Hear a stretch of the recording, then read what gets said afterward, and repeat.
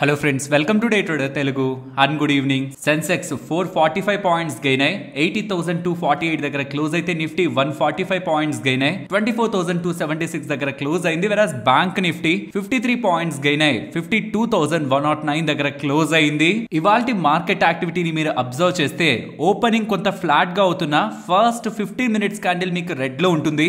Almost ఒక 100-150 points దగ్గరగా down అయ్యి 24,000 లెవెల్స్ వరకు వెళ్ళి అక్కడి నుంచి మార్కెట్ వన్ డైరెక్షనల్ గా పెరిగింది. ఎందుకు ఓపెనింగ్ నుంచి మార్కెట్ ఫాల్ అయింది? ఫ్రైడే వచ్చిన జీడీపీ రిలేటెడ్ గా డేటా. ఇది మోస్ట్లీ మనందరికి ఐడియా ఉంటుంది. చాలా మంది ఓపెనింగ్ తర్వాత మార్కెట్ కొంత కరెక్ట్ అవుతుందని అనుకున్నారు. బట్ అక్కడి నుంచి మార్కెట్ ఎందుకు పెరిగింది? దీనికి ఇంపార్టెంట్ కోరిలేషన్ నేను మీకు ఫ్రైడే వీడియోలోనే చెప్పాను. వస్తున్న జీడీపీ డేటా నెగిటివ్ అవుతున్నా డిసెంబర్ 6th ఆర్బీఐ వాళ్ళు వడ్డీ రేట్లు కట్ చేస్తారు. నాట్ ఈవెన్ ఇంట్రెస్ట్ రేట్స్ ని టచ్ చేయకపోతున్నా సిఆర్ఆర్ నైనా టచ్ చేసేందుకు స్కోప్ ఉంటుందనేలా ఈ వీక్ జీడీపీ డేటా పాజిటివ్ యాంగిల్లో కూడా మార్కెట్ కి అనిపించవచ్చు. లైక్ ఒకప్పుడు ఫెడ్ వాళ్ళు వడ్డీ రేట్లు కట్ చేయాలంటే ఎకానమీ వీక్ ఉండాలి, జాబ్స్ డేటా వీక్ ఉండాలి, ఇన్ఫ్లేషన్ అనుకున్న దానికంటే తక్కువగా ఉండాలనేలా ఏవైతే ఎక్స్పెక్టేషన్స్ మార్కెట్ లో ఎకానమీకి నెగిటివ్ గా వచ్చేది కూడా ఈక్విటీ మార్కెట్స్ కి పాజిటివ్ అయిందో, అలా ఇప్పుడు ఆర్బీఐ వాళ్ళు వడ్డీ రేట్లు కట్ చేయట్లేదు. కాబట్టి రీసెంట్ టైమ్స్ లో ఈ GDP data, week GDP data December 6th RBI వాళ్ళ చేత సిఆర్ఆర్ కట్ కానీ ఆర్ రెపో రేట్ కట్ కానీ చాలా టైం బ్యాక్ నుంచి మనకి 6.5 దగ్గరగానే రెపో రేట్ ఫ్రమ్ ఇయర్స్ అయితే మెయింటైన్ అవుతూ ఉంది. ఇఫ్ ఇది కానీ 6.5 నుంచి తగ్గించినా మనకి పాజిటివే. అండ్ దీంతో పాటు for the first time April 8th 2022 తర్వాత బ్యాంక్స్ రిలేటెడ్ గా వస్తున్న డేటాని మీరు ఇక్కడ అబ్జర్వ్ చేశారంటే for the first time credit growth కంటే డిపాజిట్ గ్రోత్ ఎక్కువగా ఉంది. అంటే మన బ్యాంక్స్ ఎక్కువగా లోన్స్ ఇవ్వడం తగ్గించేశాయన్నమాట. పెద్దగా లోన్స్ ఇవ్వట్లేదు కాబట్టి క్రెడిట్ గ్రోత్ కంటే డిపాజిట్ గ్రోత్ ఎక్కువ ఉంది. ఈ ఇమేజ్ చూడకుండా మీరు జనరల్ స్టేట్మెంట్ విన్నారనుకోండి, అంటే బ్యాంక్స్ ఇచ్చే అప్పుల కంటే బ్యాంక్స్ లోకి వచ్చే డిపాజిట్స్ ఎక్కువగా ఉన్నాయని మీరు విన్నారనుకోండి, మీరు ఏమనుకుంటారంటే డిపాజిట్స్ అంత పెద్ద మొత్తంలో వస్తున్నట్టున్నాయి బ్యాంక్స్ కానీ కాదు. డిపాజిట్స్ నార్మల్ గా ఎలా రావాలో అలానే వస్తున్నాయి, కొంచెం పెరిగాయి. బట్ ఇక్కడ చూడండి, షార్ప్ ఫాల్ మనకి రీసెంట్ టైమ్స్ లో క్రెడిట్ గ్రోత్ రిలేటెడ్ గా, బ్యాంక్స్ ఇస్తున్న అప్పులు రిలేటెడ్ గా కనిపిస్తుంది. ప్రాబబ్లీ దీని రిలేటెడ్ గా ఆర్బీఐ వాళ్ళైతే ముందుకు రావాలి. ఇంకా హోల్డ్ లో పెట్టడం అయితే మంచిది కాదు. రెపో రేట్ కట్ అయినా ఉండాలి, లేదు సిఆర్ఆర్ రిలేటెడ్ గానే డెసిషన్ తీసుకోవాలి. So that banking space related గా బూస్ట్ అయితే ఫ్రమ్ ఆర్బీఐ సైడ్ నుంచి అయితే దొరుకుతుంది. కాబట్టి వాళ్ళు మీరు గమనించండి, బ్యాంక్స్ నెగిటివ్ లో ఉంటాయి. ఈ రిలేటెడ్ గా వస్తున్న data deposits growth credit growth కంటే ముందుకెళ్ళింది. But it's not due to deposits లేదో స్ట్రాంగ్ గ్రోత్ వచ్చిందని. క్రెడిట్ గ్రోత్ లో వస్తున్న వీక్నెస్ ఈ స్టేట్మెంట్ ఆఫ్టర్ 2022 April 8th తర్వాత ఇలాంటి స్టేట్మెంట్ బ్యాంక్స్ రిలేటెడ్ గా మనం వినాల్సి వస్తుంది. సో ఇది బ్యాంక్స్ కి మంచిది కాదు. కాబట్టి ఆబ్వియస్లీ ఆర్బీఐ వాళ్ళు ఏదో ఒకటి చేస్తారు డిసెంబర్ 6th అనే ఒక ఎక్స్పెక్టేషన్స్ కూడా ఉంటున్నాయి. Let's see December 6th Friday RBI వాళ్ళు ఏం మ్యాజిక్ చేస్తారని. ఇదిలా ఉంటే మనం ఇప్పటి వరకు ఏమనుకున్నాం, ట్రంప్ గారికి ఇండియా అంటే చాలా మంచి ఒపీనియన్ ఉంది, మన మీద ఏం ట్యాక్స్ లేరు, ఆ చైనా మీదో లేకపోతే తనకి నెగిటివ్ గా ఉంటున్న దేశాల మీద టారిఫ్లను వేస్తారు. రీసెంట్ గా కెనడా అండ్ ఇతర కంట్రీస్ రిలేటెడ్ గా 25% ట్యాక్స్ అండ్ చైనా రిలేటెడ్ గా 10% ట్యాక్స్ లైక్ టారిఫ్లు విధిస్తున్నారని ఇలా స్టేట్మెంట్స్ వచ్చాయి కదా. ఇప్పుడు చూడండి ఇక్కడ ఏం స్టేట్మెంట్స్ ఉన్నాయో. మమ్మల్ని కాదని, మా డాలర్ ని కాదని, డీ డాలరైజేషన్ తో మీకంటూ మీరు ఓన్ కరెన్సీని క్రియేట్ చేసుకోవడం, లేకపోతే ఏదో ఒక కరెన్సీతో ట్రేడ్ చేసుకొని డాలర్ ని పక్కన పెట్టాలనుకుంటున్నారేమో. గుర్తుంచుకోండి, బ్రిక్స్ కంట్రీస్ కి చెప్తున్నాను. బ్రిక్స్ అంటే B for Brazil, R for Russia, I for India, C for China, S for South Africa. దీంతో పాటు Iran, Egypt, Ethiopia and United Arab Emirates కూడా ఉంటుంది. వీళ్ళందరికీ చెప్తున్నాను, మీరు కానీ యుఎస్ డాలర్స్ ని పక్కన పెట్టి కానీ ట్రేడ్ చేద్దామని ప్రయత్నించారా, మీ మీద 100% టారిఫ్ వేస్తా. కావాలంటే మీరు నిజంగా మా అమెరికాని వద్దు, మా డాలర్ వద్దు అనుకుంటే వేరే దేశాల్లోకి వెళ్ళి అమ్ముకోండి. మాది వద్దనుకుంటున్నారు కదా, మాతో ట్రేడ్ వద్దనుకుంటున్నారు, మా డాలర్ వద్దనుకుంటున్నారు, మరి మా దగ్గరికి ఎందుకు వచ్చి అమ్మాలనుకుంటున్నారు? అమ్మితే మాత్రం 100% ట్యాక్స్ వేస్తాం. ఒకవేళ మీరు అలా చేస్తున్నారు, డాలర్ ని పక్కన పెట్టి వేరొక కరెన్సీని ఇంపార్టెన్స్ ఇచ్చి డాలర్ ని పతనం అయ్యేలా చూస్తున్నారంటే మాత్రం ఊరుకునేది లేదనేలా డొనాల్డ్ ట్రంప్ గా చేసిన స్టేట్మెంట్స్ గ్లోబల్ గా పెద్ద మొత్తంలో ట్రెండ్ అయింది.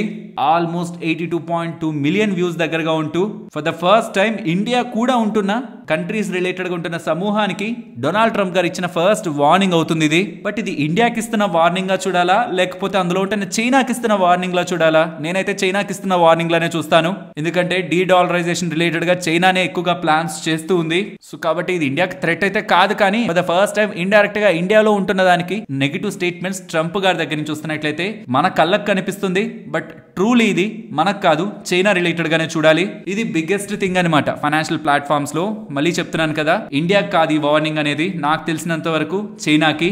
ఇక మన FIS గురించి మాట్లాడుకోవాలి. అంతా బాగానే ఎండ్ అయిపోతుంది మంచిగా. మంత్ ఎండ్ పాయింట్ కి వాళ్ళు నెగిటివ్ గా ఉంటున్న వాళ్ళు న్యూట్రల్ టు పాజిటివ్ తో కొన్ని రోజుల పాటు మెయింటైన్ అవుతారు అనుకున్న దగ్గర నుంచి ఒకేసారి పెద్ద మొత్తంలో రీసెంట్ టైమ్స్ లో సెల్ చేయడం అయితే స్టార్ట్ చేశారు. ఇంకా FIDA డేటా అయితే అప్డేట్ కాలేదు. లెట్స్ సీ ఇంకా సెల్లింగ్ ఇంటెన్సిటీ ఎలా ఉందని. రీసెంట్ టైమ్స్ లో 11,700 crores, తర్వాత 4,300 crores. ఇప్పుడు ఎలా ఉందో డేటా చూద్దాం. అండ్ వాళ్ళ షార్ట్స్ కూడా ఏం సిగ్నిఫికెంట్ గా కవర్ అవ్వలేదు. స్టిల్ ఇంకా 67% net shorts Indian equity markets లో వాళ్ళు క్యారీ చేస్తున్నారు. గ్లోబల్ మార్కెట్స్ స్టడీగా ఉన్నాయి. చైనాకు సంబంధించిన PMI డేటా అప్డేట్ అయింది, మంచిగానే ఉంది. ఏషియన్ మార్కెట్స్ బాగున్నాయి. చాలా టైం బ్యాక్ నుంచి పడుతున్నా చైనా మార్కెట్స్ కానీ, హ్యాన్సెంగ్ మార్కెట్ లైక్ హాంకాంగ్ మార్కెట్ కానీ స్టెబిలైజ్ అయితే అయింది. యూరోపియన్ మార్కెట్స్ బాగున్నాయి. ప్రాబబ్లీ దానికోసమే మన ఇండియన్ ఈక్విటీ మార్కెట్స్ కూడా ఈ రోజు గ్రీన్ లో ఉన్నాయి మంచిగా. బట్ పాయింట్ అంతా December 6th RBI వాళ్ళు ఏం చేస్తారని. GDP రిలేటెడ్ గా ఉంటున్న నెగిటివ్ థింగ్ ఇవాళ మార్కెట్ లో రిఫ్లెక్ట్ అవ్వలేదు. బికాస్ దాని మార్కెట్ పాజిటివ్ గా కూడా అనుకుంది December 6th RBI వాళ్ళు ఏదైనా చేస్తారని. ఒకవేళ December 6th RBI వాళ్ళు ఏమీ చేయకపోతే అప్పుడు క్వశ్చన్ మార్క్ అవుతుంది. నిజంగా ఏది చేయకపోతే జీడిపి రిలేటెడ్ గా ఏదైతే మార్కెట్ ఎక్స్పెక్ట్ చేస్తుందో December 6th ఏదైనా ఉంటుంది RBI దగ్గర నుంచి అని, అదప్పుడు మార్కెట్ నెగిటివ్ గా తీసుకునే స్కోప్ కూడా ఉంటుంది. గుర్తుంచుకోండి, RBI గవర్నర్ గారు ఓపెనింగ్ గా వచ్చి రేట్ కట్ అనో లేకపోతే CRR కట్ అనో లేకపోతే ఎకానమీ గురించి ఇన్ఫ్లేషన్ గురించి మాట్లాడారు. కొత్త టైం పడుతుంది, తర్వాత అడిగే క్వశ్చన్స్ కి ఆన్సర్ చేస్తారు. కాబట్టి ఎప్పుడైనా RBI ఈవెంట్ స్టార్టింగ్ లో జరిగే మార్కెట్ రియాక్షన్ సీరియస్ తీసుకోవద్దు. అప్పుడు పడినా పెరిగినా తర్వాత 15 to 30 minutes తర్వాత నుంచి మార్కెట్ ఎటు వెళ్తుంది అనేది రియల్ డైరెక్షన్ అనమాట. స్టార్టింగ్ లో స్ట్రగుల్ ఉంటుంది మార్కెట్ లో, బట్ లేటర్ ఒక డైరెక్షన్ ఉంటుంది. ఎప్పుడు ఈవెంట్ ఉంటుంది, ఏ టైంలో ఉంటుంది, యూజువల్ గా 10 to 11 ఉంటుంది. ఇంకేదైనా క్లియర్ టైం December 6th జరిగే ఈవెంట్ కాబట్టి దాని ముందు రోజు నేను మీకు అప్డేట్ చేస్తాను. అండ్ ఈ December 6th RBI రిలేటెడ్ గా అప్డేట్ తో పాటు December 18th ఫెడ్ రిలేటెడ్ గా అప్డేట్ కూడా మన మార్కెట్స్ రిలేటెడ్ గా మనం అబ్జర్వ్ చేయాల్సిన మెయిన్ 2 ఈవెంట్స్. అండ్ ఇన్వెస్టర్స్ గురించి చెప్పాల్సిందేం లేదు, చాలా టైం బ్యాక్ నుంచి చెప్తున్నాను. ఇంపార్టెంట్ లెవెల్స్ దగ్గరికి వచ్చినప్పుడు చెప్పాను. ఆబ్వియస్లీ మార్కెట్ లో లాంగ్ టర్మ్ లో మీరు అసలు థింక్ చేయాల్సిందేం లేదు. ఖచ్చితంగా మీరు చేసిన డెసిషన్ డిసిప్లైన్ గా హోల్డ్ చేసిన దానికి మీరు మిమ్మల్ని మీరు అప్రిషియేట్ చేస్తారు ఫ్యూచర్ లో. బట్ పాయింట్ అంతా షార్ట్ టర్మ్ లో ఉంటున్న వాళ్ళ గురించి. రీసెంట్ టైమ్స్ లో మనం 23,750 బ్రేక్ అవ్వనంత వరకు మార్కెట్ ని బులిష్ గా చూద్దాం అనుకున్నాం. కానీ FIS ఒక సడన్ సెల్లింగ్, జీడిపి రిలేటెడ్ గా డేటా ఇవన్నీ కూడా మార్కెట్ ని ఫర్దర్ గా బులిష్ గా చూడాలి అన్న ఒక వ్యూ అయితే కొంత తగ్గించాయి. కాబట్టి ఈ రీసెంట్ టైమ్స్ లో 4 రోజుల పాటు రెసిస్టెన్స్ గా ఫేస్ చేసిన లెవెల్ 24,350 అక్కడికి దగ్గరగా ఉన్నాం. కొంచెం జాగ్రత్త.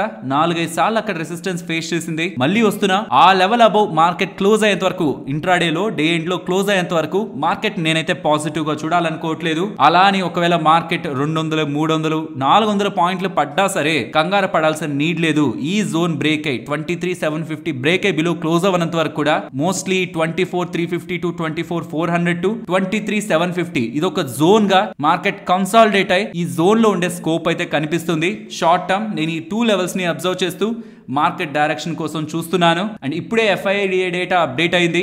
FIS 238 crore సెల్లింగ్ అయితే వచ్చారు. సో ఇది పాజిటివ్ గానే చూడాలి. రీసెంట్ టైమ్స్ లో 11,700 crores, 4,400 crores అంటే ఇప్పుడు 238 crores FIS సెల్లింగ్ అయితే తగ్గుతున్నట్లు కనిపిస్తుంది రీసెంట్ టైమ్స్ లో. ఈ FIDA డేటా రిలేటెడ్ గా FIS ఒక ఇంటెన్స్ సెల్లింగే నాకు కొంచెం క్వశ్చన్ మార్క్ అయితే రైజ్ చేసింది. వీళ్ళు ఇంతలా ఎక్సెసివ్ సెల్లింగ్ మళ్ళీ స్టార్ట్ చేశారా అని. లేదు, కొంత కూల్ ఆఫ్ అవుతున్నాం అనేలా ఇండికేషన్స్ చూపిస్తున్నారు. ఆబ్వియస్లీ ఇది మార్కెట్ రిలేటెడ్ గా అనదర్ పాజిటివ్ చూడొచ్చు, ప్రొవైడెడ్ వీళ్ళు ఇలాగే వాళ్ళ సెల్లింగ్ ని 500 crores ప్లస్ ఆర్ మైనస్ లో మెయింటైన్ చేస్తే 3,000 crores, 4,000 crores, 5,000 crores selling market కి అయితే మంచిది కాదు. బికాస్ మన రీటైలర్స్ దగ్గర కానీ మ్యూచువల్ ఫండ్స్ దగ్గర కానీ ఒక 10-20 రోజులు వాళ్ళు అలా సెల్లింగ్ చేస్తే మన దగ్గర ఉంటున్న మొత్తం లిక్విడిటీ అక్కడితో ఎండ్ అయిపోతుంది. హోప్ FIS రిలేటెడ్ గా సెల్లింగ్ ఇంకా ఎండ్ అయింది. ఐదర్ ఉంటే కొంచెం మార్జినల్ నెగిటివ్ లో ఉంటారు, లేదంటే పాజిటివ్ లో ఉంటారని ఎక్స్పెక్టేషన్స్ తో చూస్తే మాత్రం RBI ఈవెంట్ నుంచి మనకి రేట్ కట్స్ రిలేటెడ్ గా ఏ మాత్రం పాజిటివ్ డేటా వస్తున్నా probably markets direction up side తీసుకుంటాయి. లేదు RBI రిలేటెడ్ గా డిసప్పాయింట్మెంట్ వచ్చినా ప్యారలల్ గా FIS ఒక సెల్లింగ్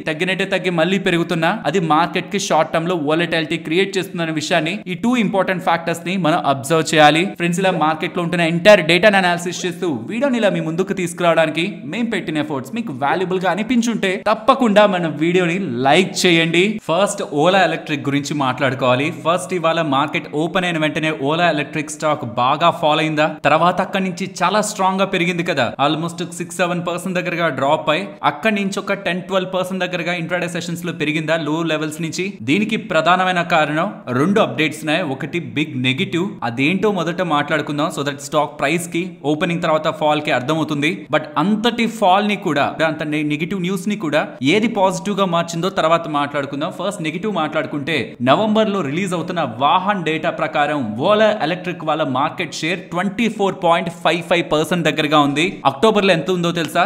సుమారుగా 30% కి దగ్గరగా. అంటే చూస్తే nearly month on month comparison లో 5% దగ్గరగా, 500 బేసిస్ పాయింట్స్ దగ్గరగా ఓలా ఎలక్ట్రిక్ వాళ్ళు వాళ్ళ మార్కెట్ షేర్ ని కోల్పోతున్నట్టు. మరి ఎవరు గెలుచుకుంటున్నారు ఆ మార్కెట్ షేర్ ని? టీవీఎస్ మోటార్ వాళ్ళు సుమారుగా 1% దగ్గరగా వాళ్ళ మార్కెట్ షేర్ పెరిగింది. ఇప్పుడు సుమారుగా 23% కి దగ్గరగా వాళ్ళ మార్కెట్ షేర్ ఉంది. అండ్ ఈవెన్ బజాజ్ ఆటో వాళ్ళైతే 2% దగ్గరగా లాస్ట్ మంత్ తో కంపేర్ చేస్తే ఈసారి వాళ్ళ మార్కెట్ షేర్ ని పెంచుకున్నారు. ఓలా ఎలక్ట్రిక్ ఒక loss, TVS and Bajaj Auto ఒక గెయిన్.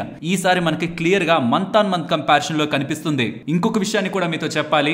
ఏప్రిల్ 2024 ఓలా ఎలక్ట్రిక్ వాళ్ళ మార్కెట్ షేర్ ఎంతో తెలుసా? 52%. అక్కడి నుంచి చూస్తే మోర్ దాన్ 50% దగ్గరగా ఓలా ఎలక్ట్రిక్ వాళ్ళ మార్కెట్ షేర్ ని కోల్పోయారు. వెరాస్ టీవీఎస్ అండ్ బజాజ్ వాళ్ళది ఏప్రిల్ 2024 ఆ పాయింట్ ఆఫ్ టైమ్ లో 12% మార్కెట్ షేర్. ఇప్పుడు సుమారుగా డబల్ ద పర్సెంట్ వాళ్ళు 100% దగ్గరగా వాళ్ళ మార్కెట్ షేర్ అయితే వాళ్ళు పెంచుకునే ప్రయత్నం అయితే చేశారు.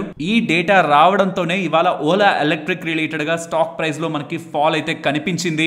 దెన్ అలా ఫాల్ అవుతుంటే ఎందుకు మరి లో లెవెల్స్ కి వెళ్ళిన స్టాక్ సుమారుగా 81 దగ్గర వరకు వెళ్ళిన స్టాక్ 94-95 దగ్గర వరకు ఎందుకు పెరిగింది? సుమారుగా 15-16% ఫ్రమ్ లో లెవెల్స్ ఎందుకు పెరిగిందని చూస్తే, భవేష్ అగర్వాల్ గారు మార్కెట్ ఓపెన్ అయ్యాక చూడండి 9:58 అరౌండ్ ఒక ఇంపార్టెంట్ ట్వీట్ చేశారు. చేస్తే ఇది మార్కెట్ ఓపెనింగ్ కి ముందు చేసుండొచ్చు, నిన్న చేసుండొచ్చు, కానీ కాదు. మార్కెట్ రిలేటెడ్ గా ఉంటున్న ఈ సెల్లింగ్ ప్రెషర్ తర్వాత తను చేసిన ట్వీట్, ప్రెసెంట్ ఉంటున్న 800 స్టోర్స్ నుంచి 4000 స్టోర్స్ కి ఈ నెలలోనే వాళ్ళు వాళ్ళ వెహికల్స్ రిలేటెడ్ గా పెంచబోతున్నారని, వాళ్ళ కస్టమర్స్ కి ఎంత క్లోజ్ గా ఉండడానికైతే అంత క్లోజ్ గా ఉండడానికి వీళ్ళు ప్రయత్నిస్తారని, అన్ని స్టోర్స్ కూడా December 20 అక్రాస్ ద ఇండియా ఒకే రోజు ఓపెన్ అవబోతున్నట్టు, biggest single day ever store opening అనేలా తను స్టేట్మెంట్స్ చేస్తుండడం. 4000 స్టోర్లు 800 స్టోర్స్ నుంచి. సీరియస్లీ ఎందుకు అలాంటి స్ట్రాటజిక్ అండ్ అగ్రెసివ్ డెసిషన్స్ ఉంటాయో కానీ, బట్ మార్కెట్ అయితే ఎక్సైట్ అయింది. 4000 స్టోర్స్ అంటే మరి కస్టమర్స్ రిలేటెడ్ గా ఉన్న ప్రాబ్లమ్స్ అన్ని సార్ట్ అవుట్ చేయడానికి మాసివ్ స్కేల్ లో ఓలా వాళ్ళు ప్రయత్నిస్తున్నట్టు. అండ్ స్టోర్స్ పెరుగుతున్నప్పుడు ఆటోమేటిక్ గా సేల్స్ రిలేటెడ్ గా కూడా జంప్ ఉంటుంది కాబట్టి ఈసారి మార్కెట్ షేర్ కోల్పోతే కోల్పోయారు, నెక్స్ట్ టైం గెయిన్ అవుతారులే అని ఒక పాజిటివ్ ఎక్స్పెక్టేషన్ స్టాక్ ని వాళ్ళ లో లెవెల్స్ నుంచి పైకి తీసుకొచ్చింది. అండ్ ఇంకొక ఇంపార్టెంట్ థింగ్ కూడా, ఓలా ఎలక్ట్రిక్ రిలేటెడ్ గా భవేష్ అగర్వాల్ దగ్గర ఉంటున్న వాటాని నియర్లీ 1% వాటాని ప్లెడ్జ్ చేస్తున్నట్లయితే డేటా కనిపిస్తుంది. సుమారుగా 400 కోట్ల దగ్గరగా అలా ప్లెడ్జ్ చేసి డబ్బులు రేస్ చేసి వీళ్ళ రిలేటెడ్ గా ఆర్టిఫిషియల్ ఇంటెలిజెన్స్ కృత్రిమ రిలేటెడ్ గా ఫండ్ చేయడానికి తన ఈ డబ్బులు తీసుకుంటున్నట్టు స్టేట్మెంట్స్ అయితే కనిపిస్తున్నాయి. So promoter stake Ola electric related గా ప్లెడ్జింగ్ లోకి అయితే 1% ప్లెడ్జింగ్ లోకి అయితే వెళ్ళింది. ఇవన్నీ ఓవరాల్ ఉంటున్న అప్డేట్స్. బట్ మార్కెట్ ఇవాళ ఫైనల్ గా ఎగ్జైట్ అయింది మాత్రం 800 స్టోర్స్ నుంచి 4000 stores, that to 1 month. And ఇవన్నీ కూడా 20 డిసెంబర్ ఒకే రోజు ఓపెన్ చేస్తారనేలా స్ట్రాంగ్ స్టేట్మెంట్స్ ఈవీ మార్కెట్ లోకి అయితే పంపించారు. మరి చూడాలి ఏ రకంగా ఇది స్టాక్ రిలేటెడ్ గా అండ్ ఫర్దర్ బిజినెస్ రిలేటెడ్ గా గ్రోత్ ని తీసుకొస్తుందని. ఫస్ట్ థింగ్ మార్కెట్ షేర్ కోల్పోకుండా ఉండడం కావాలి. సెకండ్ థింగ్ ఆల్రెడీ కొన్న వాళ్ళని సాటిస్ఫై చేస్తే వాళ్ళే మౌత్ పబ్లిసిటీ ద్వారా, బికాస్ వీళ్ళు అగ్రెసివ్ ప్రైసింగ్ ఉంది కాబట్టి మౌత్ పబ్లిసిటీ ద్వారా వీళ్ళు ఖచ్చితంగా బిజినెస్ ని తీసుకొస్తారు. ఈ రెండు జరగనప్పుడు మాత్రం వీళ్ళు ఎన్ని స్టోర్స్ ఓపెన్ చేసినా అది కష్టమే. బట్ రీసెంట్ టైమ్స్ లో స్టాక్ 150 నుంచి 70 వరకు ఫాలో అయింది కాబట్టి most of the negatives already factor అయ్యాయి. ఇంకా అగ్రెసివ్ గా ఏదైనా నెగిటివ్ ఫ్యాక్టర్స్ వస్తే అది గవర్నమెంట్ సైడ్ నుంచి రావాలి. ఇవి ఇన్వెస్టర్స్ ట్రాక్ చేయాల్సిన ఇంపార్టెంట్ థింగ్స్. ఫ్రెండ్స్ ఇది జాగ్రత్తగా గమనించండి. నెక్స్ట్ 1-2 మంత్స్ లో అంటే జనవరి పాయింట్ ఆఫ్ టైం కి సుమారుగా 50 స్టాక్స్ రీసెంట్ టైమ్స్ లో లిస్ట్ అయిన 50 స్టాక్స్ దగ్గరగా వాళ్ళ కంపెనీలో ఐపీఓ కి ముందు ఇన్వెస్ట్ చేసిన బిగ్ ఇన్వెస్టర్స్ ఉంటారు కదా, వాళ్ళు ఐపీఓకి వచ్చిన వెంటనే సెల్ చేయకుండా రిస్ట్రిక్షన్ ఉంటుందన్నమాట, లాక్ ఇన్ ఉంటుందన్నమాట. అవి కంప్లీట్ అవ్వబోతున్నాయి. పర్టికులర్ గా ఎన్టీపీసీ గ్రీన్ ఎనర్జీ చాలా మంది రీటైలర్స్ ఇంట్రెస్ట్ చూపించింది అండ్ మేబీ లిస్ట్ అయిన తర్వాత కూడా కొనుండొచ్చు.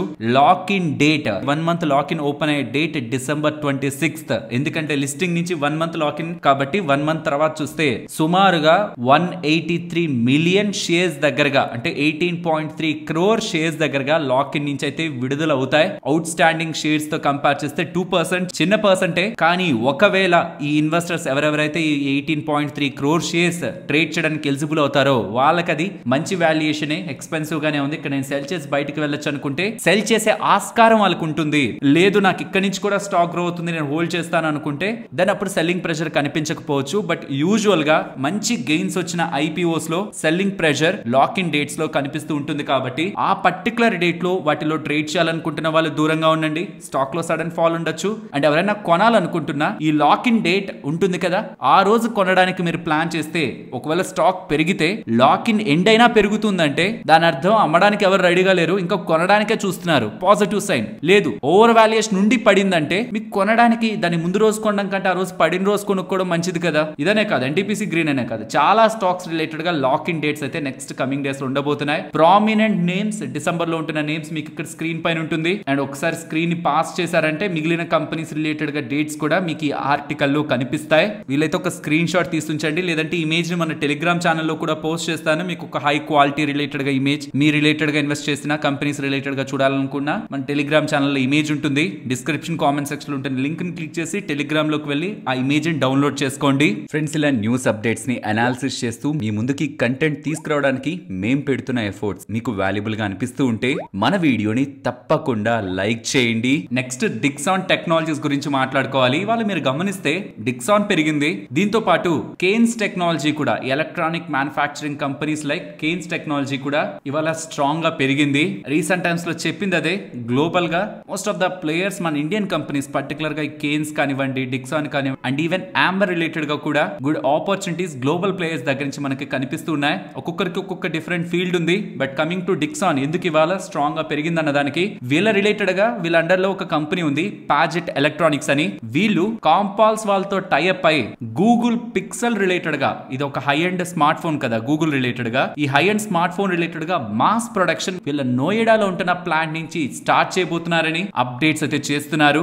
నోమురా వాళ్ళు ఈ అప్డేట్ తర్వాత నోమురా వాళ్ళు ఈ టైఅప్ తో నియర్లీ 1500 crore దగ్గరగా టాప్ లైన్ లో వీళ్ళ రెవెన్యూ రిలేటెడ్ గా ఇంప్రూవ్మెంట్ ఉంటుందని, కాబట్టి స్టాక్ రిలేటెడ్ గా 18,000 ప్లస్ టార్గెట్ ఇస్తూ నోమురా వాళ్ళు కూడా అప్గ్రేడ్ అయితే చేస్తున్నారు. సో ఇక్కడ మనం చూడాల్సింది, అండర్లైన్ చేయాల్సింది, వీరేదో నార్మల్ బేసిక్ థింగ్ కాదు తయారు చేస్తానంటున్నది. గూగుల్ పిక్సెల్ ఒక smart phone, that to top and smart phone from Google side. అలా గ్లోబల్ గా ఉంటున్న ఒక బ్రాండ్ ఇండియాలో ఉంటున్న ఈ డిక్సాన్ వాళ్ళని నమ్మి వీళ్ళు smart phone, that to high and smart phone ని తయారు చేయగలరు అని వీళ్ళని నమ్మి వీళ్ళకి కాంట్రాక్ట్ ఇవ్వడం ఇక్కడతో ఆగిపోతుందా? మిగిలిన బ్రాండ్స్ అన్ని కూడా ఇండియాలో ఎవరెవరైతే ప్రొడక్షన్ చేయాలనుకుంటారో వాళ్ళు కూడా ఫ్యూచర్ లో ఇలా మన Indian companies, electronic manufacturing companies ని నమ్మి మంచిగా ఆర్డర్స్ ఇస్తూ వెళ్తే ఈ ఫీల్డ్ లో గుడ్ గ్రోత్ ఈ కంపెనీస్ కి కనిపిస్తుంది. ఇక్కడ డిక్సాన్ తోనే కాదు మనం ఆగిపోవాల్సింది, ఈ ఫీల్డ్ లో కేన్స్ రిలేటెడ్ గాను, పర్టికులర్ గా సెమీ కండక్టర్స్ రిలేటెడ్ గా మీకు ఈ స్పేస్ లో గ్రోత్ ఉంది అనిపిస్తే కేన్స్ ని ఫోకస్ చేయాలి. నేను లాస్ట్ టైం కూడా చెప్పాను, డిక్సాన్, కేన్స్, ఆంబర్ ఎంటర్ప్రైజెస్ నా ప్రియారిటీ. ఫస్ట్ కేన్స్, తర్వాత డిక్సాన్, తర్వాత ఆంబర్. అండ్ లాస్ట్ టైం చెప్పిందే మరొకసారి చెప్తున్నాను, ఇది నెగ్లెక్ట్ చేయాల్సిన ఫీల్డ్ కాదు. బట్ ఎస్ ఇవి చాలా ఎక్స్పెన్సివ్ వాల్యుయేషన్స్ లోనే ప్రెసెంట్ ఉన్నాయి. ఏ మాత్రం మార్కెట్ ఫాల్ వచ్చినా, వీటిల్లో ఒకవేళ ఏదైనా సీరియస్ ఫాల్ కనిపించినా, ఏదో ఒక రేటింగ్ ఏజెన్సీ వచ్చి ఇవి ఓవర్ వాల్యుయేషన్ లో ఉన్నాయి, ఇక్కడ నుంచి పెద్ద పెరగవనే స్టేట్మెంట్స్ ఇస్తున్నప్పుడు ఫాల్ వస్తున్నా, అలాంటి వాటిల్లో వీటిని మనం క్లోజ్ గా ట్రాక్ చేస్తూ లాంగ్ టర్మ్ రిలేటెడ్ గా వాచ్ చేయొచ్చు. And friends, Zerodha CEO Nitin Kamath గారు ఉన్నారు కదా, తను ఒక ఇంట్రెస్టింగ్ ఫీచర్ ని జీరోదాలో యాడ్ చేశారని. లైక్ మీకు బ్రాండ్స్ ఉంటాయి కదా, లైక్ బుల్లెట్ వెహికల్ ఎవరు తయారు చేస్తారు అంటే Royal Enfield vehicle, Eicher Motors వాళ్ళు. అలా మీకు నచ్చిన బ్రాండ్ ఏదైనా మీరు సర్చ్ చేయొచ్చు. దానికోసం మీరు సర్చ్ బార్ దగ్గరకు వచ్చి ఇక్కడ బ్రాండ్స్ ఉందా దాన్ని క్లిక్ చేసి, మీరు రెగ్యులర్ గా వాడే టెట్లీ టీ కావాలనుకోండి, టెట్లీ అని మీరు టైప్ చేశారంటే టాటా కన్స్యూమర్ అండర్ లో ఉండేది కాబట్టి అది వచ్చేస్తుంది. మీరు కోల్గేట్ పేస్ట్ వాడుతున్నారు, కోల్గేట్ అని కొట్టారంటే దానికి సంబంధించిన కోల్గేట్ స్టాక్ వచ్చేస్తుంది. ఆర్ ఇందాక అన్నట్టు బుల్లెట్ బైక్ మీరు తెలుసుకోవాలనుకుంటున్నా, కంపెనీ ఏంటని తెలుసుకోవాలనుకుంటున్నా, ఈషర్ మోటార్స్. అలా మీరు వాడే బ్రాండ్స్ మాత్రమే కాకుండా సెక్టార్స్ కూడా, like information technology, IT sector అంటే ఐటీ సెక్టార్ లో ఉంటున్న స్టాక్స్ అన్ని మీకు వస్తాయి. ఫార్మా కావాలంటే ఫార్మా వస్తుంది. CDMO స్టాక్స్ రిలేటెడ్ గా రీసెంట్ గా చెప్పాను కదా, CDMO స్పేస్ మనకి ఇంట్రెస్టింగ్ గా ఉంటుందని. అలా మీరు CDMO ని సర్చ్ చేసినా మీకు ఆ స్టాక్స్ అన్ని కూడా వస్తాయి. ఇలా మీకు కావాల్సిన డిఫరెంట్ సెక్టార్స్ కానివ్వండి, బ్రాండ్స్ కానివ్వండి, ఇప్పుడు సర్చ్ చేసుకునే అవకాశం ఉంది. జస్ట్ మీరు జీరోదాలో వెబ్ ప్లాట్ఫామ్ లోకి వచ్చి బ్రాండ్స్ లోకి వచ్చి క్లిక్ చేసి మీరు ఇలా డేటాని అయితే యాక్సెస్ చేయొచ్చు. మీకు ఆల్రెడీ జీరోదా అకౌంట్ ఉంటే ఇలా చేయండి. ఒకవేళ మీకు లేకుండా అకౌంట్ ఓపెన్ చేయాలంటే, ఒకప్పుడు అకౌంట్ ఓపెనింగ్ ఫీ ఉండేది, ఇప్పుడు అకౌంట్ ఓపెనింగ్ కంప్లీట్ గా ఫ్రీ. కంప్లీట్ అకౌంట్ ఓపెనింగ్ ఫ్రీగా ప్రొవైడ్ చేస్తున్నారు జీరోదా వాళ్ళు.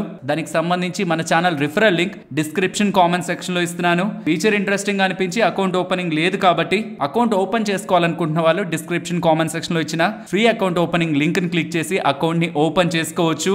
ఫ్రెండ్స్, రేపు విప్రో స్టాక్ 50% పడబోతుంది. బట్ కంగారు పడద్దు, 50% పడిపోతుంది, మీ పోర్ట్ఫోలియోలో కూడా 50% లాస్ ఉంటుంది. బట్ దానికి కంగారు పడద్దు, ఎందుకంటే ఇలా జరగబోతున్న దానికి రీజన్ రేపు 1:1 లో బోనస్ అయితే అడ్జస్ట్ అవ్వబోతుంది, మీ స్టాక్స్ లో అడ్జస్ట్ అవ్వబోతుంది. సింపుల్ గా అర్థం చేసుకోండి. 1:1 బోనస్ ని వాళ్ళు రీసెంట్ టైమ్స్ లో ప్రకటించారు. అంటే మీ దగ్గర ఎన్ని షేర్స్ ఉంటాయో ఆ షేర్స్ డబల్ అవుతాయి. నెంబర్ ఆఫ్ షేర్స్ మీ డీమ్యాట్ అకౌంట్ లోనేవి డబల్ అవుతాయి. దానికి తగ్గట్టే స్టాక్ ప్రైస్ 2 తో డివైడ్ అవ్వాలి, అంటే హాఫ్ అవ్వాలి, అంటే 50% పడాలి. అది రేపు పడుతుంది. బికాస్ రేపు record date, December 3rd record date కాబట్టి. And Wipro one of the largest share holders కలిగిన కంపెనీ, సుమారుగా 22.4 lakh దగ్గరగా షేర్ హోల్డర్స్ ఉన్నారు కాబట్టి మీకు ఒకవేళ రేపు పడినట్లు కనిపిస్తే కంగారు పడకండి. అండ్ కమింగ్ టు బోనస్, వీళ్ళు 1971 నుంచి ఇప్పటి వరకు 13 times దగ్గరగా 13 సార్లు దగ్గరగా బోనస్లు ఇచ్చారు. ఇప్పుడు ఇచ్చింది 1:1 లో, అంటే నెంబర్ ఆఫ్ స్టాక్స్ డబుల్ అవుతున్నాయి. దీనికి ముందు March 6th 2019 లో 1:3 రేషియోలో బోనస్ ని ప్రకటించారు. అండ్ ఇంకెవరికైనా క్వశ్చన్ రావచ్చు, రేపు పడిపోయిన తర్వాత కొంటే నాకు నెంబర్ ఆఫ్ స్టాక్స్ డబుల్ అవుతాయి అంటున్నారు, అవి నాకు కమింగ్ టైమ్స్ లో వచ్చి డీమ్యాట్ అకౌంట్లో యాడ్ అవుతాయని. అవ్వవు. ఇవాళైనా ఆర్ దీనికి ముందు ఎప్పుడైనా స్టాక్ ప్రైస్ 580 దగ్గర ఉందా, ఈ స్టాక్ ప్రైస్ లో కొంటున్న వాళ్ళే దానికి ఎలిజిబుల్. రేపు స్టాక్ ప్రైస్ హాఫ్ అవుతుంది. మోస్ట్లీ బోనస్ షేర్స్ మీకు December 4th వెనస్డే రావడానికి ఛాన్సెస్ ఉన్నాయి. అండ్ అవి ట్రేడ్ అయ్యేది మాత్రం December 5th ట్రేడ్ అవుతాయి. కానీ December 3rd మీ స్టాక్ ప్రైస్ పడుతుంది. కాబట్టి కంగారు పడద్దు. 1-2 రోజులు ఆగారంటే మీ డీమ్యాట్ అకౌంట్ లో ఆ షేర్స్ వచ్చి కనిపిస్తాయి. మనం స్విగ్గీ రిలేటెడ్ గా చేసిన అనాలిసిస్ వీడియో ఉంది కదా, ఆ వీడియోలో జొమాటో రిలేటెడ్ గా మీకు చాలా ఇంట్రెస్టింగ్ డేటా అని చెప్తూ, జొమాటో వాళ్ళు బ్లింకిట్ ని కొన్నప్పుడు అండ్ బ్లింకిట్ వాళ్ళు కూడా 10 minutes డెలివరీని తీసుకొచ్చినప్పుడు స్విగ్గీ వాళ్ళు వాళ్ళ ఇన్స్టామార్ట్ రిలేటెడ్ గా పెద్దగా పట్టించుకోలేదు. కానీ రీసెంట్ టైమ్స్ లో బోల్ట్ అనే ఒక ఫీచర్ ని తీసుకొచ్చారు. 10 minutes లో ఫుడ్ డెలివరీ రిలేటెడ్ గా వాళ్ళు స్టెప్స్ తీసుకుంటున్నారు. ఇది కొంత ఇన్నోవేటివ్ గా ఉంది జొమాటోతో కంపేర్ చేస్తే, బికాస్ జొమాటోలో అలాంటి ఫీచర్ లేదు ప్రెసెంట్. దీంట్లో కానీ వీళ్ళు సక్సెస్ అవ్వగలుగుతూ ఉంటే దెన్ ఆబ్వియస్లీ జొమాటోతో పోలిస్తే స్విగ్గీకి కొంత ఎడ్జ్ ఇస్తుంది అనుకున్నాం కదా. ఈ 10-minute డెలివరీ కరెంట్ ఉంటున్న సిటీస్ నుంచి 400+ సిటీస్ కి ప్రెసెంట్ పెంచుతున్నట్టు, పర్టికులర్ గా KFC, మెక్డొనాల్డ్స్, స్టార్బక్స్ ఇలాంటి ప్రామినెంట్ రెస్టారెంట్స్ నుంచి 10 minutes లో ఫుడ్ డెలివరీ అంటే obviously most of the people time ని వెరీ ఇంపార్టెంట్ చూస్తున్న వాళ్ళు స్విగ్గీకి షిఫ్ట్ అవుతారు. కాబట్టి ఇది జొమాటో వాళ్ళు లాంచ్ చేసేంత వరకు కూడా దీని రిలేటెడ్ గా వస్తున్న అప్డేట్స్ ప్రాబబ్లీ స్టాక్ రిలేటెడ్ గా బజ్ ని క్రియేట్ చేయొచ్చు. కాబట్టి ఇవాళ వీళ్ళు మేము ఈ 10-minute డెలివరీని 400+ సిటీస్ కి ఎక్స్పాండ్ చేస్తున్నాం అనేసరికి స్టాక్ ప్రైస్ 6.5% దగ్గరగా ఇంట్రాడే సెషన్స్ లో పెరిగింది. నెక్స్ట్ ఫేమస్ ఇన్వెస్టర్ పోరింజు వెలియత్ గారు ఉన్నారు కదా, తను ఆదాని వాళ్ళ రిలేటెడ్ గా వస్తున్న ఆరోపణలన్నీ కూడా ఇండియా రిలేటెడ్ గా జరుగుతున్న ప్లాన్డ్ అటాక్స్ అని. బికాస్ ఇండియా తనంతటగా తాను టాక్స్ పేయర్స్ మనీ నుంచే హ్యూజ్ ఇన్ఫ్రాస్ట్రక్చర్ ని బిల్డ్ చేయలేదని, whereas people like Adani, Ambani and Tatas వీళ్ళందరి సహకారంతోనే ఇండియాలో ఒక స్ట్రాంగ్ ఇన్ఫ్రాస్ట్రక్చర్ బిల్డ్ చేయబడుతుందని, అలా ఎవరెవరైతే టాప్ పీపుల్ ఉన్నారో వాళ్ళకి సరైన సందర్భంలో సహాయ సహకారాలు ఇండియా నుంచి అందుతూ ఇండస్ట్రియలిస్ట్ లైక్ అంబానీ, ఆదాని, టాటా, బిర్లాస్, నారాయణ మూర్తి ఇలాంటి వాళ్ళందరూ కూడా ఇండియాలో గ్రో అవుతుండబట్టే మన ఇండియన్ ఎకానమీ కూడా స్ట్రాంగ్ గా ఉందని. ప్రెసెంట్ ఏదైతే ఆదాని గారి రిలేటెడ్ గా మల్టిపుల్ ఈవెంట్స్ జరుగుతున్నాయి నెగిటివ్ గా, అవన్నీ కూడా ప్లాన్డ్ అటాక్స్ అని. ఎవరైతే కొత్త ప్రెసిడెంట్ గా రాబోతున్నారో, January 20 నుంచి బాధ్యతలు తీసుకోబోతున్నారో ట్రంప్ గారు అంటేనే బిజినెస్ అని, బిజినెస్ లో గ్లోబల్ గా ఉంటున్న చాలా కంపెనీస్ లాభపడతాయని, అందులో ఇండియా కూడా గ్రో అవుతుందని. ఓవరాల్ గా ఇండియా గ్రోత్ స్టోరీలో ఆదాని గారి పాత్ర, అంబానీ గారి పాత్ర, టాటా వాళ్ళ పాత్ర, బిర్లా వాళ్ళ పాత్ర and founders, Infosys founders like Narayana Murthy గారి పాత్ర స్ట్రాంగ్ గా ఉందని, వీళ్ళకి అగైనెస్ట్ గా చేసే పనుల వల్ల ఎకానమీ ఇంపాక్ట్ అవుతుందనేలా, కాబట్టి ఇలా ప్లాన్డ్ గా అటాక్స్ చేస్తున్నారనేలా పోరింజు వెలియత్ గారు అయితే స్టేట్మెంట్స్ చేస్తున్నారు. ఫ్రెండ్స్, మన మీడియా వాళ్ళకి ఏదైనా ఒక వార్త ఒక దాంట్లో అప్డేట్ అయితే చాలు అందరూ దాన్ని కాపీ పేస్ట్ చేసేసేయడమే. ఇన్ఫోసిస్ వాళ్ళకి 283 కోట్ల దగ్గరగా యుఎస్ వీసా ఫ్రాడ్ కేసులో పెనాల్టీ పడి సెటిల్మెంట్ జరిగిందనేలా అప్డేట్స్ అయితే చాలా ఫైనాన్షియల్ ప్లాట్ఫామ్స్ లో, గ్లోబల్ ప్లాట్ఫామ్స్ లో పర్టికులర్ గా చాలా వాటిల్లో అప్డేట్ అయింది. నేను దాని అఫీషియల్ కాపీ కూడా మీకు స్క్రీన్ ముందు పెడుతున్నాను. ఆ వార్త నిజమే, కానీ అది 2013 October 29th 11 years back story. కానీ ఒకరెవరు అప్డేట్ చేశారు దాన్ని, మొత్తం గ్లోబల్ ఛానల్స్ కానీ ఇండియన్ మీడియా ఛానల్స్ కానీ చాలా వరకు దాని నిజానిజాలు తెలుసుకోకుండా యాజ్ ఇట్ ఈస్ గా కాపీ పేస్ట్ అయితే చేసేసి ఇన్ఫోసిస్ రిలేటెడ్ గా నెగిటివ్ గా, నారాయణ మూర్తి గారి రిలేటెడ్ గా నెగిటివ్ గా స్టేట్మెంట్స్ అయితే చేస్తున్నారు. తప్పు జరిగింది. ఒకప్పుడు దాని రిలేటెడ్ గా వాళ్ళు 283 కోట్లు కట్టి దాన్ని క్లోజ్ చేసుకున్నారు. కానీ ఇది 2013లో ఇప్పుడుంటున్న ఇన్ఫోసిస్ తో దానికి లింకే ఉంది. చూడండి, అసలు చాలా ప్లాట్ఫామ్స్ అన్నిట్లో కూడా మీకు ఆ డేటా కనిపిస్తుంది. Last 24 hours US immigration visa fraud Infosys fine అయింది నారాయణ మూర్తి గారు. అండర్లో ఉంటున్న కంపెనీకి ఒక బ్యాడ్ న్యూస్ అనేలా most of the financial platforms లో ఇదే మీకు కనిపిస్తుంది. కానీ గుర్తుంచుకోండి, ఇది 2013ది. నెక్స్ట్ సెబీ వాళ్ళు ఎఫ్ఎన్ఓ రిలేటెడ్ గా యాక్టివిటీని ఫర్దర్ గా తగ్గించడానికి గతంలో ఇంత ఇన్కమ్ ఉంటున్న వాళ్ళే ఎఫ్ఎన్ఓ లోకి వస్తారనేలా పరిగణలోకి తీసుకుంటున్నారు సెబీ వాళ్ళనేలా మనకు అప్డేట్స్ కనిపించాయా. నాట్ ఓన్లీ ఇన్కమ్, వాళ్ళ నెట్వర్త్ ఎంత అంటే ఓవరాల్ వాళ్ళ ఆస్తులు ఎంత, వాళ్ళ ఎడ్యుకేషన్ ఏంటి, వాళ్ళ ఎక్స్పీరియన్స్ ఏంటి, వీటన్నిటిని కూడా పరిగణలోకి తీసుకొని ఎఫ్ఎన్ఓ లోకి ఒక పర్సన్ ఉండాలా లేదా అని సెబీ వాళ్ళు డిస్కషన్స్ చేస్తున్నారనేలా జీ బిజినెస్ లో అయితే మనకు అప్డేట్స్ కనిపిస్తున్నాయి. బట్ ప్రాబ్లం అంతా దీన్ని ఎవరు వ్యాలిడేట్ చేస్తారు అండ్ దీన్ని ఎవరు వెరిఫై చేస్తారు అని. నాకు తెలిసి ఎఫ్ఎన్ఓ రిలేటెడ్ గా ఉంటున్న యాక్టివిటీ లాస్ట్ 1-2 ఇయర్స్ రిలేటెడ్ గా ఎవరెవరైతే ఉన్నారో అండ్ ఇప్పుడు ఎవరెవరైతే చేస్తున్నారో కాన్స్టెంట్ గా రెగ్యులేటర్స్ తీసుకొస్తున్న చేంజెస్ అయితే మోస్ట్లీ అబ్జర్వ్ చేయాలి. ప్రాబబులీ ఫర్దర్ రూల్స్ రిలేటెడ్ గా అయితే వాళ్ళు థింక్ చేస్తున్నట్లున్నారు. ఆల్రెడీ వీక్లీ ఎక్స్పైరీస్ మనకి అండాయి, ఓన్లీ మంత్లీలో ఉన్నారు. వీక్లీలో మనకి నిఫ్టీ అండ్ సెన్సెక్స్ మాత్రం మిగిలాయి. దీనికి తోడు ఇంకా ఫర్దర్ గా ఒకవేళ రీటైలర్స్ ఒక యాక్టివిటీ ఇండియన్ మార్కెట్స్ లో తగ్గకపోతే ఫర్దర్ గా ఇంకేం స్టెప్స్ తీసుకోవాలనే దాని రిలేటెడ్ గా సెబీ వాళ్ళు చూస్తున్నట్టు జీ బిజినెస్ లో మనకి డేటా అయితే కనిపిస్తుంది. నెక్స్ట్ సిప్లా రిలేటెడ్ గా బ్లాక్ డీల్ జరగబోతుందని అండ్ స్టాక్ రిలేటెడ్ గా సెల్లింగ్ ప్రెషర్ ఉంటుందనేలా మనం ఫ్రైడే వీడియోలోనే మాట్లాడుకున్నాం కదా. ప్రమోటర్స్ సుమారుగా 1.72% వాటా అంటే 1.4 crore షేర్స్ దగ్గరగా 6% డిస్కౌంట్ లో 1442 రూపీస్ పర్ షేర్ పెట్టి 2000 crores లెక్కన మొత్తం డీల్ అయితే క్లోజ్ చేశారు. ఇలాంటి సిమిలర్ డీలే ఆల్మోస్ట్ మే 2024 లో అనుకుంటాను 2.5% దగ్గరగా వాళ్ళ వాటాని అమ్మారు. మళ్ళీ అగైన్ ఇప్పుడు 1.2% వాటాని బ్లాక్ డీల్ లో సెల్ చేస్తున్నారు. బట్ ఇక్కడ ఇంట్రెస్టింగ్ థింగ్ ఏంటంటే 6% డిస్కౌంట్ లో పెట్టి సెల్ చేస్తున్నా ఇవాళ స్టాక్ పడింది 1.5%. మీన్స్ స్టాక్ రిలేటెడ్ గా కొంత బయింగ్ ఇంట్రెస్ట్ బిగ్ ప్లేయర్స్ దగ్గర నుంచి అయితే కనిపించింది అనుకోవచ్చు. నెక్స్ట్ బయోకాన్ గురించి మాట్లాడుకోవాలి. బయోకాన్ అండర్ లో బయోకాన్ బయోలాజిక్స్ ఉంది కదా, వాళ్ళకి సంబంధించిన బయోసిమిలర్ ని యుఎస్ ఎఫ్డిఏ వాళ్ళు అప్రూవ్ చేస్తున్నట్లయితే స్టేట్మెంట్స్ చేస్తున్నారు. ఇది కాన్స్ డిసీజ్ రిలేటెడ్ గా, అల్సరేటివ్ కాలైటిస్ రిలేటెడ్ గా, plague psoriasis and psoriatic arthritis related గా యూజ్ చేసే డ్రగ్ ఎసెంటెక్ రిలేటెడ్ గా వీళ్ళకి అప్రూవల్ లభించినట్లు ఎక్స్చేంజెస్ కి చెప్తున్నారు.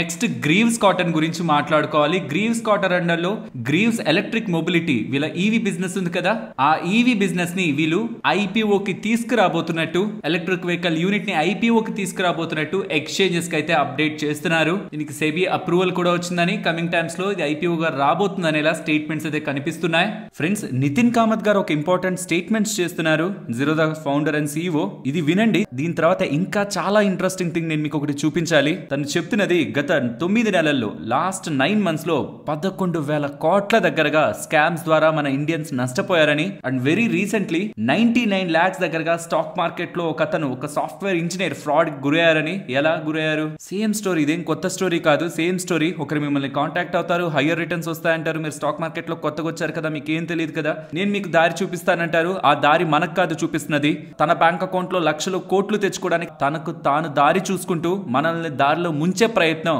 ఈ స్కామర్స్ చేస్తున్నారు. గుర్తుంచుకోండి, మిమ్మల్ని ఎవరు అప్రోచ్ అయ్యి డబ్బులు అడిగినా స్ట్రైట్ అవే బ్లాక్ చేయండి, straight away. And Nitin Kamath గారు చెప్తున్నది, గతంలో మనం ఒక షార్ట్ కూడా చేసాం. వాట్సాప్ లోకి వెళ్ళి, ప్రైవసీలోకి వెళ్ళి, గ్రూప్స్ లోకి వెళ్ళి మై కాంటాక్ట్స్ మాత్రమే మీరు సెలెక్ట్ చేసి ఉంచితే మిమ్మల్ని గ్రూప్స్ ఏవైనా కొత్త గ్రూప్స్ లోకి మీ కాంటాక్ట్స్ వాళ్ళు మాత్రమే యాడ్ చేయగలుగుతారు. కొత్త పర్సన్స్ మిమ్మల్ని స్కామ్ చేయడానికి గ్రూప్స్ లో యాడ్ చేయలేరు కాబట్టి అక్కడ కొంత ప్రొటెక్షన్ ఉంటుంది. బట్ ఈవెన్ మీకు ఆశ చూపించినప్పుడు మీరు వాళ్ళని నమ్మి కాంటాక్ట్ కూడా సేవ్ చేసుకుంటారు. ఆబ్వియస్లీ మిమ్మల్ని గ్రూప్స్ లో కూడా యాడ్ చేస్తారు కాబట్టి ఈ గ్రూప్స్ సెట్టింగ్స్ ఇవన్నీ పక్కన పెడితే మనకి కాన్షియస్నెస్ పెరిగి, అవేర్నెస్ పెరిగి మనం అవాయిడ్ చేయాల్సింది తప్పితే, లేకపోతే 11,000 కోట్లు కాదు, 1,02 లక్షల కోట్లు కూడా మన వాళ్ళు నష్టపోతారు. అది పక్కన పెట్టండి. ఇక్కడ స్క్రీన్ ని గమనించండి. నాకు ట్విట్టర్ లో ఈ మెసేజ్ వచ్చింది, హాయ్ రేవంత్ బ్రో, నేను మీ పెయిడ్ వాట్సాప్ గ్రూప్ లో జాయిన్ అయ్యాను. మీరు అన్నట్లే నేను 1,00,000 రూపాయలు యాడ్ చేశాను, మీరు దాంతో ట్రేడ్ చేశారు, నేను 86,000 నష్టపోయాను. అప్పటి నుంచి మీరు నా మెసేజెస్ కి రిప్లై ఇవ్వట్లేదు, నా డబ్బులు ఎలా రికవర్ అవుతాయి, నేను లాస్ లో ఉన్నాను అనేలా మన సబ్స్క్రైబర్ దగ్గర నుంచి ట్విట్టర్ లో ఈ మెసేజ్ వచ్చినప్పుడు నాకు అర్థం కాలేదు ఏ రకంగా జాయిన్ అవుతున్నారు అని. తర్వాత ఆలోచిస్తే అర్థమైంది, టెలిగ్రామ్ లోకి వెళ్ళి వెతుకుతున్నారు, బోల్డ్ ఫేక్ ఛానల్స్ ఉంటున్నాయి, వాళ్ళు ఇది మాదే, ఇది డే ట్రేడర్ తెలుగుదే, ఇది నేను రేవంత్నే అనేలా చెప్పి డబ్బులు తీసుకుంటున్నారు. అండ్ నేను కొంతమంది దగ్గర ఇలా మోసపోయిన వాళ్ళ దగ్గర పోలీస్ కేసులు కూడా పెట్టించాను. అండ్ కొంతమందికి వాళ్ళ డబ్బులు రికవర్ అయ్యాయి పోలీస్ స్టేషన్ లో ఉంటున్న కేసుల కారణంగా ఇలా నాకు తెలిసింది. కానీ అల్టిమేట్ గా లాస్ అయిన వాళ్ళు ఎంతమంది పోలీస్ కేసులు పెట్టకుండా ఎందుకులే అని వదిలేసిన వాళ్ళు ఎంతమంది ఉంటారు. మా సైడ్ నుంచి చెప్పదలుచుకునేది ఒక్కటే, ఛానల్ పెట్టి సంవత్సరాలైంది. నాకు తెలిసి ఇప్పుడు కాదు, వైరస్ రిలేటెడ్ గా ఉంటున్న టైమ్స్ లో ఎక్కువ స్టాక్ స్టాక్ మార్కెట్ గురించి క్రేజ్ ఉండి మార్కెట్ లో ఎవరు ప్లేయర్స్ ఎక్కువగా లేని టైంలో చిన్న చిన్న కోర్సులను పెట్టి కోట్లలో డబ్బులను సంపాదించుకున్న వాళ్ళు ఉన్నారు. మేము ఆ టైంలో కూడా ₹1 కూడా సబ్స్క్రైబర్స్ దగ్గర నుంచి మేము ఆశించలేదు. డైరెక్ట్ గా పెయిడ్ టిప్స్ అని, కోర్సెస్ అని, వెబినార్స్ అని, మాస్టర్ క్లాసులని, అదని ఇదని, పెయిడ్ మీటప్స్ అని, సెమినార్స్ అని ఇలా పెట్టి కోట్లలో సంపాదించుకునే ఆపర్చునిటీ ఇవాళకి మాకుంటున్నా మేము ఆ పని చెయ్యట్లేదంటే పర్సనల్ గా మేము మెసేజ్ చేసి డబ్బులు అడిగి ట్రేడ్ చేసే ఒక పని మేము ఎందుకు చేస్తామని అనుకుంటున్నారు? అది మేం కాదు, స్కామర్స్ చేస్తున్నారు. మా ఫోటోలు పెట్టుకుంటున్నారు, మా పేర్లు పెట్టుకుంటున్నారు. మేము కేసులు కూడా పెడుతున్నాం వాళ్ళ రిలేటెడ్ గా. ఇన్ఫాక్ట్ కొన్ని రోజులు ఛానల్ రిలేటెడ్ గా వర్క్ అంటే నేను ఆ వర్క్ ఎక్కువ చేసిన రోజులు ఉన్నాయి. అదొక పని అయిపోయింది మాకు కూడా. బట్ మా నుంచి వచ్చే రిక్వెస్ట్ అంతా మేము అడిగామనేలా మీకు తెలుస్తున్నా, మెసేజ్ పెట్టి డబ్బులు ఇవ్వండి అనేలా అని మీకు డౌట్ ఉంటున్నా ఎస్ఆర్ నో అన్న బ్లాక్ చేసేసేయండి. నమ్మకండి. అసలు మీరు సంపాదించిన డబ్బులు ఎవరో మెసేజ్ చేస్తే మీరు ఎలా నమ్ముతారు? అది ఎవరైనా సరే నమ్మకండి. దయచేసి జాగ్రత్త పడండి. మన వీడియో ఎలాగో కొంత ఎక్కువగా రీచ్ ఉంటుంది కాబట్టి చూసిన వాళ్ళందరికీ అవేర్నెస్ క్రియేట్ అవుతుందని దీని ఇంత స్పెసిఫైడ్ గా చెప్తున్నాను. వీలైనంత వరకు ఈ రీచ్ సరిపోదు. స్టాక్ మార్కెట్ లో ఉన్న ప్రతి ఒక్కరికి తెలియాలి. అది త్రూ మీ మౌత్ టాక్ ద్వారానే తెలుస్తుంది. మీకు తెలిసిన ఏ ట్రేడర్ ఇన్వెస్టర్ కైనా ఎప్పుడైనా నీకు మెసేజ్ వస్తే జాగ్రత్త. అది ఆ పర్సన్ అయిండారు, ఇంకొక పర్సన్ అయిండొచ్చు, స్కామర్ అయిండొచ్చు అని జస్ట్ ఒక మీకు ఫ్రీ టైమ్ లో మీ వాళ్ళతో కలిసి ఉంటున్నప్పుడు ఒక టాక్ లో పెట్టుకోండి. వాళ్ళకు క్లారిటీ ఉంటుంది. Next RBL bank and Bajaj finance గురించి మాట్లాడుకోవాలి. ఇది ప్రామినెంట్ గా ఆర్బిఎల్ బ్యాంక్ కే రిలేట్ అవుతుంది. ఆర్బిఎల్ బ్యాంక్ వాళ్ళు బజాజ్ ఫైనాన్స్ వాళ్ళతో కలిసి కో బ్రాండెడ్ క్రెడిట్ కార్డ్స్, వీళ్ళిద్దరు కలిసి క్రెడిట్ కార్డ్స్ ని ఇష్యూ చేస్తూ వచ్చారు కదా, దాన్ని ఇక ఎండ్ చేయబోతున్నారని, ఇక బజాజ్ ఫైనాన్స్ తో కలిసి వీళ్ళు క్రెడిట్ కార్డ్స్ ని ఇష్యూ చేయరని ఇలా స్టేట్మెంట్స్ చేస్తున్నారు. ఫ్రెండ్స్, ఒకప్పుడు ఆర్బిఎల్ బ్యాంక్ కు సంబంధించిన క్రెడిట్ కార్డ్స్ బజాజ్ ఫైనాన్స్ ద్వారానే వాళ్ళ బిజినెస్ 70% ఉండేది. అంటే వాళ్ళు 100 కార్డులు ఇష్యూ చేస్తుంటే అందులో 70 కార్డుల దగ్గరగా బజాజ్ ఫైనాన్స్ ద్వారానే వెళ్ళేవి. కానీ బజాజ్ ఫైనాన్స్ వాళ్ళు కూడా క్రెడిట్ కార్డ్స్ లోకి రాబోతున్నారు అని తెలుసుకున్న ఈ ఆర్బిఎల్ బ్యాంక్ వాళ్ళు స్లోగా బజాజ్ ఫైనాన్స్ తో ఉన్న వాళ్ళ టైప్ ని తగ్గించుకొని రీసెంట్ టైమ్స్ లో నేను చెక్ చేస్తున్నంత వరకు 36% వాళ్ళ క్రెడిట్ కార్డ్ ఒక డిపెండెన్సీ బజాజ్ ఫైనాన్స్ మీద ఉంది. ఆల్మోస్ట్ ఈ బజాజ్ ఫైనాన్స్ తో కలిసి 34 లక్షల దగ్గరగా క్రెడిట్ కార్డ్స్ ఆల్రెడీ ఇష్యూ చేశారు. వాటికి సర్వీస్ ఇస్తారట. ఇక నుంచి అయితే బజాజ్ ఫైనాన్స్ తో కలిసి క్రెడిట్ కార్డ్స్ ని ఇష్యూ చేయం, మా ఓన్ గా మేము క్రెడిట్ కార్డ్స్ ని ఇష్యూ చేసుకుంటామని ఇలా స్టేట్మెంట్స్ అయితే బజాజ్ ఫైనాన్స్ దగ్గర నుంచి, స్టేట్మెంట్స్ అయితే ఆర్బిఎల్ బ్యాంక్ దగ్గర నుంచి అయితే కనిపిస్తుంది. నెక్స్ట్ ఆస్టర్ డిఎం వాళ్ళు అండ్ కేర్ హాస్పిటల్స్ ఈ రెండు కలవబోతున్నాయనేలా మనం ఫ్రైడే వీడియోలోనే మాట్లాడుకున్నాం కదా. ఈ రెండు కలిస్తే ఎలా ఉంటుంది? ఆల్రెడీ ఆస్టర్ డిఎం రిలేటెడ్ గా ఉంటున్న బిజినెస్ ఏంటి, కీ ఫైనాన్షియల్స్ ఏంటి, అండ్ వాళ్ళు ఏ సెగ్మెంట్స్ లో ఎక్కువగా బిజినెస్ చేస్తున్నారు, కేర్ వాళ్ళు ఎలా చేస్తున్నారు, ఈ రెండు కలిస్తే ఫామ్ అయ్యే ఎంటిటీ ఎలా ఉంటుంది, ఇది మీకు డేటా పరంగా చూపించడానికి ఇమేజ్ ఉంది కాబట్టి నేను ఇప్పుడు మీకు రిఫ్లెక్ట్ చేస్తున్నాను. ఎవరైనా దీన్ని స్టడీ చేయాలనుకుంటే స్టడీ చేయండి. చాలా ఇంట్రెస్టింగ్ బిజినెస్ ఇంక్లూజన్స్ అయితే కనిపిస్తూ ఉన్నాయి. Top 3 one of the top 3 player గా ఇండియా వైడ్ గా వాళ్ళు టాప్ 3 హాస్పిటల్ చైన్ ప్లేయర్ గా అయితే ఎవాల్వ్ అవుతున్నారు. Next auto sales data update అవుతుంది. ఎక్స్పెక్టేషన్స్ కంటే బెటర్ గా 2 వీలర్ కంపెనీస్ బాగా పర్ఫామ్ చేస్తున్నాయి. అందులో టీవీఎస్ వాళ్ళు అయితే అదరగొట్టారు. హీరో వాళ్ళు కూడా బాగానే చేశారు, కానీ రీటైల్ సేల్స్ బాగున్నాయి. హోల్సేల్ సేల్స్ డేటా అయితే వీక్ గా ఉంది. వెరాస్ ప్యాసింజర్ వెహికల్స్ దగ్గరకు వచ్చేసరికి మారుతి సుజుకి వాళ్ళది ఎస్యూవీ స్పేస్ ఆల్మోస్ట్ 20% గ్రో అయింది. దాని కారణంగా ఓవరాల్ వాళ్ళ సేల్స్ బెటర్ గా ఉంటాయి. కమింగ్ టు హ్యుండై కొంత వీక్ పర్ఫార్మెన్స్ కనిపించింది మనకి. టాటా మోటార్స్ రిలేటెడ్ గా ఎస్ గ్రోత్ ఉంది, బట్ ఎక్స్పెక్టేషన్స్ అంత లేదు, అంత స్ట్రాంగ్ అయితే లేదు వాళ్ళ SUV sales, PV sales. M&M auto related గా మాత్రం స్ట్రాంగ్ ఎస్యూవీ సేల్స్ అయితే రిఫ్లెక్ట్ అవుతున్నాయి. ఓవరాల్ వన్ వర్డ్ లో చెప్పాలంటే 2 వీలర్ బాగుంది, అందులో టీవీఎస్ బాగుంది. ఎస్యూవీ సేల్స్ లోకి వచ్చేసరికి, ప్యాసింజర్ వెహికల్ సేల్స్ లోకి వచ్చేసరికి Maruti Suzuki and Mahindra M&M వాళ్ళు మంచి పర్ఫార్మెన్స్ ని సార్ డెలివర్ చేశారు. నెక్స్ట్ నిఫ్టీలాగే bank nifty support and resistance చూడండి ఎంత బ్యూటిఫుల్ గా ఇవాళ ఇంపార్టెంట్ రెసిస్టెన్స్ దగ్గర కన్సాలిడేట్ అయ్యి బ్రేక్అవుట్ అయింది. నెక్స్ట్ రెసిస్టెన్స్ దగ్గర ఆగింది. ఇది కానీ ఒకవేళ బ్రేక్అవుట్ అయితే మాత్రం నెక్స్ట్ గుర్తుంచుకోండి 24,330 దగ్గర ఉంది రెసిస్టెన్స్. దీన్ని కొంచెం మారుస్తున్నాను. 24,342, 350 దగ్గరగా గతంలో మనకి మల్టిపుల్ టైమ్స్ రెసిస్టెన్స్ లు కనిపించాయి. అది ఇంపార్టెంట్ జోన్. దీని అబోవ్ ఇంట్రాడే లో రావడం వేరు, క్లోజ్ అవ్వడం వేరు.